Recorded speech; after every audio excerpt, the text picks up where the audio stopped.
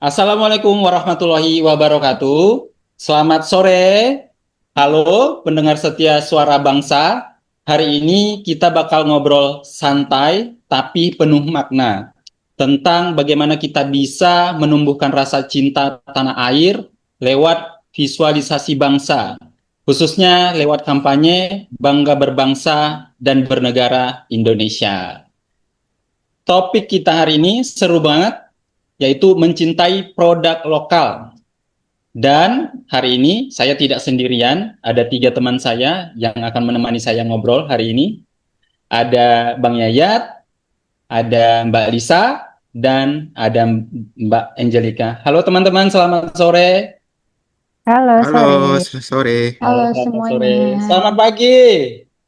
Pagi, Pagi, pagi, pagi, pagi. pagi. Oke, sebelum kita bahas satu persatu ya, aku mau tanya dulu nih, kenapa sih kita harus bangga pakai produk lokal begitu? Coba kalau dari Bang Yayat nih, apa nih, Bang Yayat? Oke, Kenapa kita harus bangga pakai produk lokal gitu?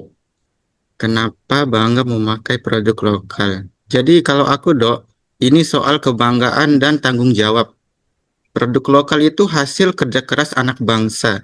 Saat kita beli, berarti kita ikut memajukan ekonomi dan membuka lapangan kerja. Setuju, setuju. Jadi kita punya kontribusi gitu ya, Betul, membuka betul. lapangan kerja. Walaupun sebenarnya yang kita lakukan kecil begitu ya, tapi Ya, berdampak besar. Kalau dari Mbak Lisa bagaimana Mbak? Iya, aku setuju banget sama Bang Yayat ya. Dan sekarang produk lokal sudah kreatif banget. Dari desain, kualitas, sampai inovasinya tuh udah setara. Bahkan kadang melampaui produk impor. Gitu. Iya, setuju. Justru seperti kain tenun kita itu coraknya, polanya itu bagus-bagus sekali ya kalau kita lihat-lihat ya. Betul Hmm. banget. betul, Mas. Kalau dari Mbak Angelica gimana, Mbak? Kalau kita pakai produk lokal, kita juga bisa bikin terhubung sama budaya dan Hmm. identitas bangsa. Rasanya beda aja, jadi lebih personal. Seperti Wah, itu. lebih personal. Jadi Iya, intinya personal begitu, Mbak Angelica ya. karena kalau bukan kita siapa lagi Setuju, benar. sebenarnya? Setuju, Setuju, setuju. setuju, setuju. Setuju. Nah, sekarang kita mau masuk nih ke contoh nyata nih. Eh, Seperti Bang Yayat ini apa penggemar kopi, Bang Yayat? Wah, iya, Mas. Kebetulan iya banget nih. Indonesia itu surganya kopi. Seperti yang kita lihat sekarang, kopi bukan hanya menjadi favorit bagi para orang tua, pada zaman sekarang juga merambah ke anak muda juga sekarang lagi naik-naiknya nih Mas tentang kopi ini. Hmm, Dari setuju. Aceh Gayo, Toraja sampai Flores. Semua Hmm, punya karakter rasa yang unik. Misalnya hmm, kopi Toraja. Rasanya ada sedikit coklat dan rempah. hmm, Itu nggak akan kamu temui di kopi luar. Dan hmm, sekarang banyak kedai kopi dan brand kopi lokal yang kemasannya modern banget. Jadi hmm, bisa bersaing di pasar global. Gitulah Mas. Kalau hmm, hmm. Saya setuju sih ya. Sekarang sih anak muda dibandingkan usia yang ini ya, yang ya, udah lebih dewasa begitu, iya, anak muda itu sekarang sudah banyak jadi penikmat kopi gitu ya. iya betul Mas. Jadi Kalau working dari, space juga sih, ya kalau setuju, tempat working ngopi space Iya itu. orang tempat bisa. nongkrong-nongkrong. Hmm, hmm. Kalau dari Mbak Lisa gimana Mbak Lisa? Iya, benar banget. Jadi kopi lokal itu udah banyak diekspor loh. Jadi banyak orang luar yang rela datang ke Indonesia cuma Hmm, buat cobain langsung di tempat asalnya gitu. hmm, hmm, hmm, hmm. Harusnya Dan kopi banyak. itu jadi ini kali ya. Jadi kalau kita kan berwisata begitu ke suatu daerah, bisa Hmm, jadi tujuan kita itu ingin melihat budayanya, iya, Iya, mencicipi Ya, kulinernya. Nah, salah benar. satu betul. kopi bisa jadi andalan kita betul begitu ya. Iya. Iya, Jadi Kalau langsung Mbak ke Angelika, salah satu, ya, jadi langsung ke petani-petaninya mungkin ya, karena udah banyak petani kopi kita tuh yang sudah belajar pengolahan pasca panen yang modern. Jadi hmm, kualitasnya itu nggak kalah dari yang kopi dari luar, seperti itu. iya, iya. Justru kalau misalnya nih, kita misalnya nih ya, kalau kita pengen menarik lebih luas begitu ya dalam mengembangkan wisata dari produk kopi kita, kita bisa sebenarnya bisa kembangkan jadi agrowisata gitu ya dari kebun kopi di Indonesia kan sangat luas ya. Iya, luas. Iya, Betul, Mas. Hmm. benar. Jadi kita sebenarnya jadi makin bangga ya minum kopi nggak cuma nikmatin rasa tapi juga mendukung petani Indonesia. Iya, Iya, benar. mengangkat. Iya. Nah, kalau dari fashion nih dan kain tradisional ya khususnya ya. Hmm. Sekarang kan kita nih ada banyak produk fashion yang masuk ke Indonesia dari brand luar negeri atau dari brand lokal seperti kurang berdampak ke kita atau gimana sih sebenarnya kalau dari Mbak Lisa memandang persaingan fashion dan kain tradisional kita sendiri? Nah, sebenarnya fashion Indonesia itu nggak kalah loh sama brand-brand luar ya. Jadi aku tuh suka banget sama brand-brand yang mengangkat kain tradisional kayak batik, tenun, atau songket, tapi dengan desain modern gitu.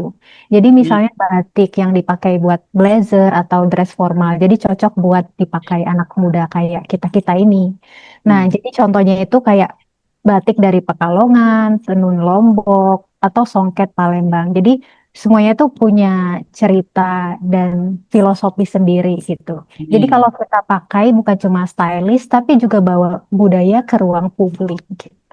Iya, iya, setuju. Iya, iya, iya. Indonesia ini ya sangat kaya dengan pola batik, jenis batik, dan semua. Saya setuju sih dengan Mbak Lisa tadi memiliki filosofi tersendiri setiap daerah.